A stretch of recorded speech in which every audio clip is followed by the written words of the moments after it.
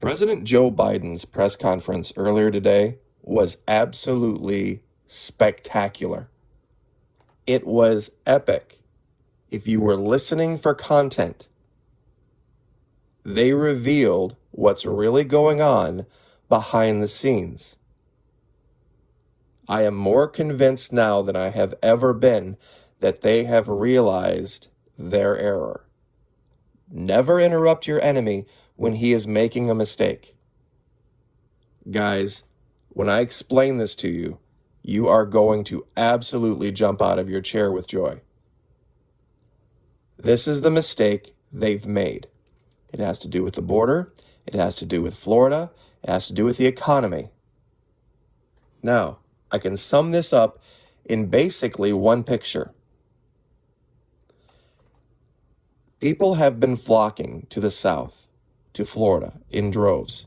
Where are those people going to live? They're building new houses. They're building them like crazy. Who's going to build those houses? Well, people have also been coming to Florida to look for work, look for jobs, and there are a lot of them. Governor DeSantis has confirmed we have the lowest unemployment across the country, like 4.9.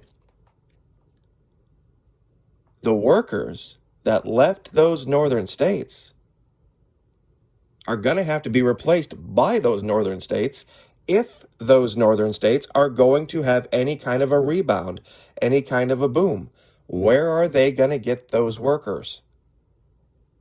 That explains the border.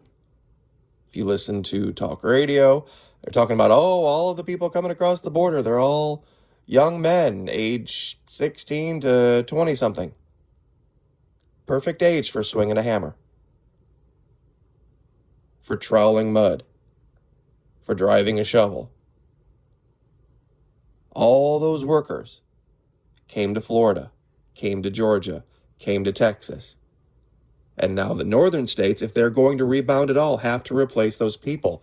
And they don't have enough people to do it. This is why Joe Biden kept talking about blue-collar workers, average, everyday, hard-working Americans. What he's really talking about are these people. Because without construction, without new construction,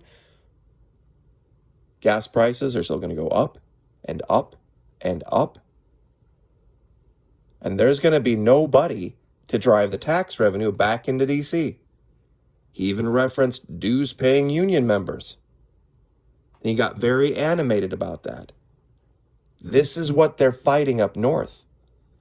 The people that they have available to do work don't want to work. They just want their free checks. And they're going to do anything and everything they can and cook up any excuse they can to stay off of anyone's payroll, because the minute they start earning a check, all the government benefits go away. And they can't have that. That's what this is really about. Excuse me. In a nutshell, it's about the economy. And the only way they get any kind of a bump, any kind of a rebound in any of their states is by people coming there, people reopening businesses, people doing economic activity. Guess where all of their economic engine people are? They're down in Miami trying to start riots and failing.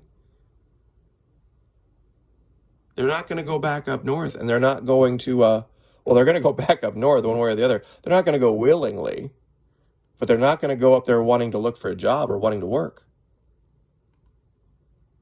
It's what these guys don't get. They've done something that's not fixable. And to those of you in my audience who've had kids, you're going to understand this perfectly.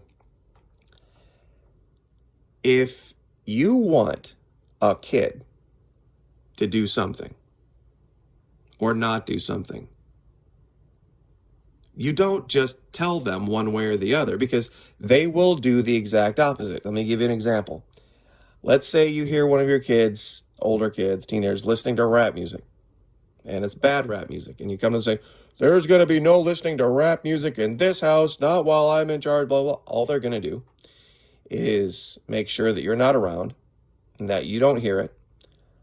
And the minute they walk out the door, not only are they going to listen to rap music, they're going to find the worst possible, because they're going to do the exact opposite of what you tell them, because that's what kids do. Now, Zuckerberg and Dorsey have been trying to drive a narrative, treating people as if they were children, allowing some things, not allowing the other, trying to make it appear as if the carrot and stick was being applied. Meaning, if you do these good things, we'll promote you. We'll recommend you. If you do these bad things, we won't. Well, you see, the people they're doing that to and they're trying to aim at are kids. And when those kids grow up and they realize what happened and what was being done to them, the backlash is going to be epic. We might be very old when it happens, but the greatest generation of conservatives is yet to come because of what these guys did. And I think he knows it. I think he really deep down knows it, because he remembers how he got where he is and why he believes what he believes. I'm telling you, the liberals, the progressives, the Democrats are in the middle of a giant error, huge error in judgment. And it may not be fixed tomorrow or next week or next month. But once things start to kind of slowly get back to normal, which is what they say the goal is, everything's going to change. Do not be afraid of an army of lions led by a sheep. Be afraid of an army of sheep led by a lion. And if this guy has ever demonstrated the idea of being a sheep, there was no better example of it than today. None whatsoever. He telegraphed so much. His frustration, his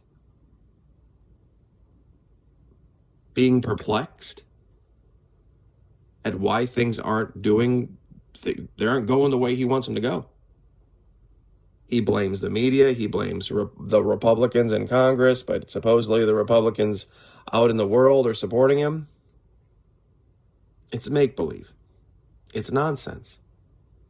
And he knows it. I think it was very ironic that all of the leaders of social media were testifying for Congress today, because I think they are just as perplexed. Because, and I'll leave with this, you don't want your kid to listen to rap music, to continue the analogy, for good reasons. I mean, you really believe it's bad, and you really, don't want your kid to be exposed to that. So you believe you have a good reason for telling him not to do that, right? I'm just using this as an example. I don't want him to get all mad about rap music. It's just an analogy. That's how they see what they're doing. They really, truly believe that what they're doing is righteous and good and for the good of all. But from the kid's perspective, it's my ears. If I want to listen to it, I'm going to listen to it. And just like the American people, that's not your looking to social media, that's the leaders. That's not your decision to make for me, social media. I will ingest whatever I want to ingest, and I will then make a determination about whether it's good, bad, or otherwise. I don't need a babysitter. See, those who truly want freedom believe that freedom is going to benefit them. Let me say that again. Those who want freedom truly believe that freedom is going to benefit them. Those who want government to intervene want freedom to stop benefiting others, to level the playing field, a government-enforced level playing field. But Joe Biden realizes the catastrophic error, that can never continue. They need short-term, huge economic growth in the liberal states, or they're going to get clobbered in 2 years and destroyed in 4. And they are trying to turn the spigots on, and they are trying to prime the pumps, and they are trying to do everything they can. And it's not working. It's not working. The border is just a distraction. This is going to be the turning point, mark my words. And I'll leave it there. I wasn't going to do anything on this tonight, but it was just too important to talk about, to not talk about. It's just this simple. It's just that simple, guys. It's about dollars and cents, and the conservative red states are winning. I've said before, it's all about the money. It's going to continue to be all about the money, and all about the growth, and all about the jobs. And even his people are starting to see it. And I'll leave it there. God bless. Sleep well. Like, share, subscribe, and we'll see you tomorrow.